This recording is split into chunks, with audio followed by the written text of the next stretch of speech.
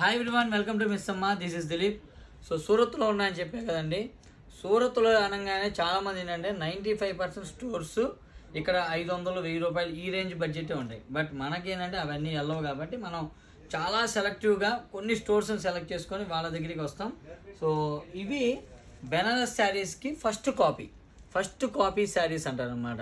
అంటే as it is Banaras pures katan saris ఎలా వస్తాయో డిజైన్స్, అవే డిజైన్స్ కొంచెం బడ్జెట్లో తయారు చేస్తారు. ఇవన్నీ కూడా 2900 నుంచి 354 దాకా వస్తాయి.